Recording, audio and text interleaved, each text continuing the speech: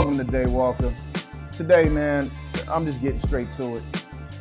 I am super annoyed by this rhetoric that I've been seeing about Batman whooping on certain Marvel characters. And I know you've seen it in your TikTok feed. You've seen, a lot of these comic creators, which I'm so glad that I'm a part of this nerddom.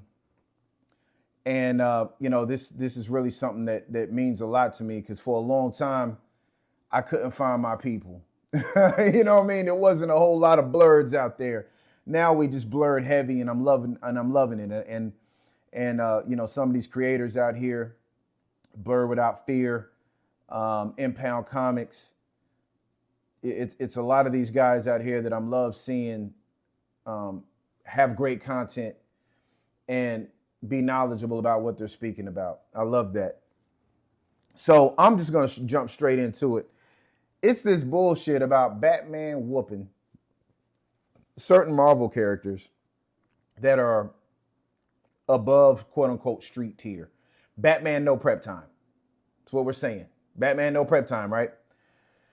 Batman no prep time against the likes of Mark Spector. Moon Knight, ladies and gents, has enhanced strength during nights with full moons, prophetic visions and dreams, and the ability to drain another person's life energies through physical contact. Now, yeah, you're saying, well, it depends on which personality he's getting, and that. No, at the gate, first of all, he is basically a conduit for a god. Khonshu is embodying Mark Spector. So Moon Knight is not just another version or Marvel's version of Batman. Moon Knight is stronger than him, hella crazy. So he's going to try to kill Batman because the threat that he would see it being at that time. Because Batman's going to try to do what? We know Batman's not about the killing. So what's he going to do? He's going to try to disarm him or subdue him. Mark ain't going for that. Here's what I found. Mark, I don't know why that just happened. Siri's listening to me. But anyway, to me, he's whooping Batman's ass. Moon Knight, we're not even talking about the powers that they, different comic writers write different things for them to do. So you had at one point in time, Moon Knight is like God tier doing crazy things.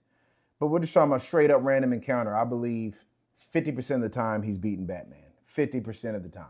Just through straight up hand-to-hand combat. And his it's kind of... Taskmaster does not want to fight Moon Knight. Actually ran away from him because he's so unpredictable. You don't know what the hell he's going to do. And that's why he would beat Batman, because you don't know what he's going to do. We're talking about Batman no prep time. So everybody loves this Batman. If you had prep time, there's a whole YouTube series on what Batman could do versus blah, blah, blah, if he had the Batman contingency plan. Because he got one for everybody in the Justice League. I don't know who wrote that. He's not, it's fine that you guys envision him to be this smart and he's a uber genius and blah, blah, blah. So let's say that. But random encounter, he's never heard of Mark Spector. So he's not prepared for him. In a fight, he's whooping him. He's putting hands and feet on him. I'm going down the list of who I view as being the weakest to the strongest. So I'm gonna put a percentage on this and say 50% of the time. No, take that back. 60% of the time he's whooping Batman. Okay. Now, on to Shang-Chi. 10 Rings, Shang-Chi. Let's say he's just walking around with them joints on. One punch, Batman's out of here. He's melting his insides. He's faster than Batman. He's quicker. There's a difference between quick and fast. He's quicker than Batman. He's more proficient at his art than Batman is. Some of the people he has trained includes Captain America, Spider-Man, and Wolverine, all of whom, in a random encounter, no prep time versus Bruce, in full Batman regalia, whooping his feet. whooping his feet. He's beaten superhuman opponents just with his hands. Now, they got him classed as an athlete, and they say he's one of the best non-superhumans. I would like to say that with the use of the rings, which is magic, basically, right? That makes him a little bit above human. So that makes him superhuman. Because for him to strike with the force he can strike with and his bones still be intact after impact, that makes him superhuman in my eyes. So he's crushing Batman. And I'm going to put it within, it ain't going to be a scramble. It's going to be within a good 20 seconds. So I'm giving I'm giving Shang-Chi 100% chance to put hands and feet on Bruce Wayne. And that's not even somebody I'm like super into. I respect it. I know him and Iron Fist is, I know how they've crossed paths within the comics, and I know the little bit of the lore behind that. I'm not a humongous a Shang-Chi fan, but I know that Shang-Chi gets busy. I know he gets absolutely busy. So I'm going to give that a hundo. Moving on, Black Panther. So what I don't like is some of these comic sites have listed his abilities as being peak human speed, peak human stamina, peak human durability. There's no way that's true. There's no way it's not above superhuman. Heart-shaped herb Black Panther has 100% superhuman strength, speed, stamina. He's one of the smartest people on the planet. He's fought Namor and won. Namor is definitely superhuman. Or Namor, however you want to say it. I don't, the movie effed it up. But anyway, in a random encounter, he's not going to try to kill Bruce, but he's definitely going to whoop he's going to put Batman in the hospital. Alfred won't be able to fix him. He's breaking him down to the nth degree. We're not even talking about dollar for dollar. Dollar for dollar? T'Challa, Tony Stark. No, I mean, screw it. Dollar for dollar, T'Challa has more money than Tony. Wakanda is the richest nation on the planet. So, not to mention, let's just talk about MCU Black Panther. His power has been scaled back greatly in the MCU.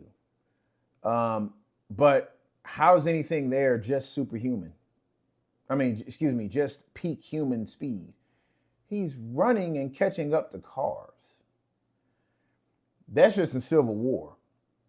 In Black Panther 1, he jumped from the roof of the Lexus onto the side of a Toyota Land Cruiser, stuck his clawed hand within the hub of a moving vehicle without tearing his arm off, and removed the hub of the tire. That ain't peak human. The peakest of peak humans that you could ever think of is not sticking their arm within a hub of a vehicle going 60 miles an hour, and A, living, B, not having something removed. So I don't know where maybe Inception, maybe back in the 60s. Now, just this version of Black Panther versus this version of Batman, he is absolutely eviscerating Batman. Black Panther beat up the whole damn, he beat the Avengers by himself. Their first encounter, he gave gave Captain a whooping. They were like, what the hell, who is, what? Mm-hmm. And he wasn't trying to kill nobody, but he gave him a whooping. So not even peak, just regular schmegular Black Panther with his normal power set, not even his suit of a suit. You know what I'm saying? He upgrades just like Batman does he not, with the suits? So we're talking about no prep time. Batman knows nothing about vibranium, knows nothing about the sonic ability to disengage the suit, right? So anyway, that's silly. So given that percentage, 100% chance he is whooping Batman's ass. Next. Last but not least, going on to Blade. I don't even know how Batman has less than 0% chance of whooping Blade. Man, what are we talking about? Superhuman strength, superhuman stamina, accelerated hearing, a different level of perception, meaning he's anticipating things before they happen because of his vampiric senses. So before Bruce could even throw a punch, he's already seen it coming. Because of the amount of speed that he carries in his frame, it'd be like slow motion. He would watch Batman punch and it'd go by him like shh, and laugh. Batman couldn't wait it out. He couldn't wait out, you know what I mean? To like, oh, he's a vampire. Batman will figure that out, right? Oh, well, maybe I can wait this thing out. Nope. Because guess what? Sunlight don't do nothing to Blade. He is the Daywalker. Superior reflexes, I've already talked about that, and his longevity. He does not have the same amount of lactic acid buildup a human would have.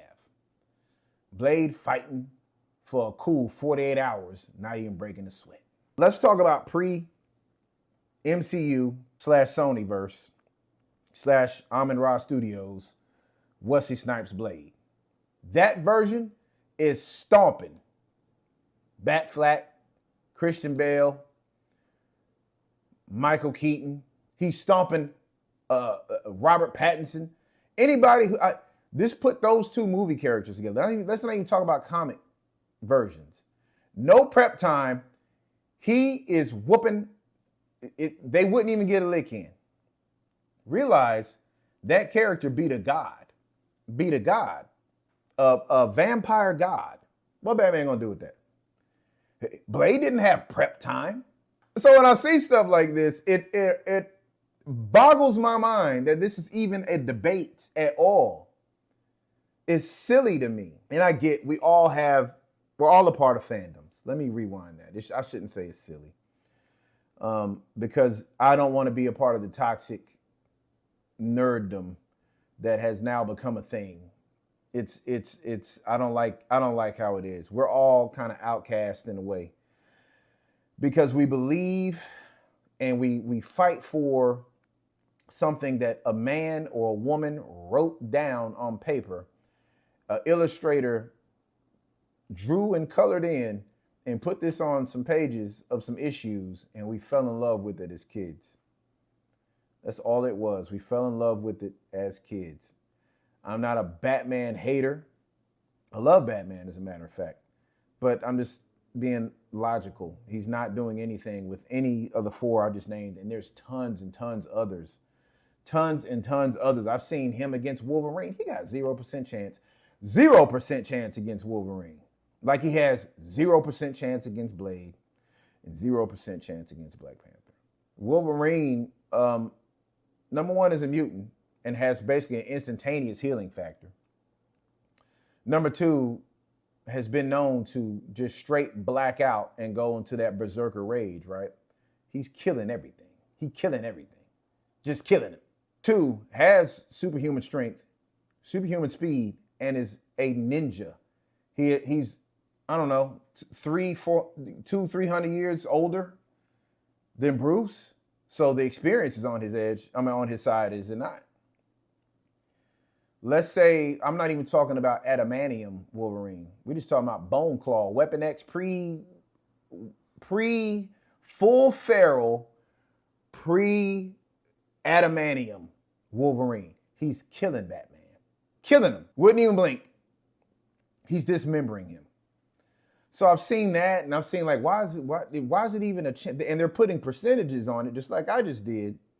But they're giving a positive number to it. And I'm like, how? He got a 0% chance. He got a 0% chance, man, of beating any of these characters. So listen, like I was stating, I love comics and I love the rhetoric and I love this back and forth we can have, but I consider a lot of that mess to be rage bait. You're just trying to rage me in.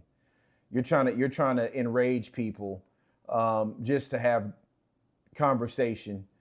And there's trolls in everything, right? There's Star Wars trolls. There's trolls with MCU versus DCEU and all this other stuff. There's all kind of that, and that's fine. If you want some troll shit, do your thing. I bid it. A lot of people bid for it because there's a whole lot of that going on TikTok and has been for a while now about what Batman no prep time can do against blah blah blah. Batman with prep time, what he can do against yada yada yada. Let's be honest. Some of that is actually stupid if you think about it. I'm just giving you a heads up. Next episode, I have to go in on Professor X and Magneto. We're about to go into Black History Month, and I think it's time that, if you don't know, it kind of be brought to the forefront of the actual metaphor and what they were used for in the social climate back then, and what it means to me now as a black man with two white characters, being, Xavier and being Eric, which would be, like I said, Professor X and Magneto, and what they mean to me, and what they should mean to you, and the larger scheme of what Stan Lee was trying to do with those characters. So that's something be looking forward to that next episode. It's going to be a deep dive into it, and it's going to get black. I am a pro black comic guy, just because that sort of representation was scarce. You had your Luke Cages, you have your Blades, you have your Black Panther. But those comics really didn't come into their own, I'm going to say, especially with Black Panther and Blade, until the 90s.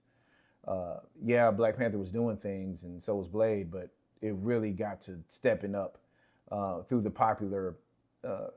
popularity of the movies and into the 2000s and such with Black Panther, of course, now. Those have become popular. But there's also characters that are obscure, that you might not even know are black. Spawn, anybody? Al Simmons is black. And Spawn is whooping, for the most part, your favorite superhero. So that's for later. You know what I mean? We're going to get into that later. And shout out to Todd McFarlane, the creator of Spawn. Todd has had some extremely cool toys and, action figures, statuettes. His artwork is renowned, and his run with Spawn was the one that made me fall in love with Spawn. So we'll get into that later, but like I said, next time you see me, I will be talking about Professor X and Magneto and how Magneto was right. So be good to yourself. Have a great rest of your week. And don't forget, some motherfuckers always trying to ice skate uphill.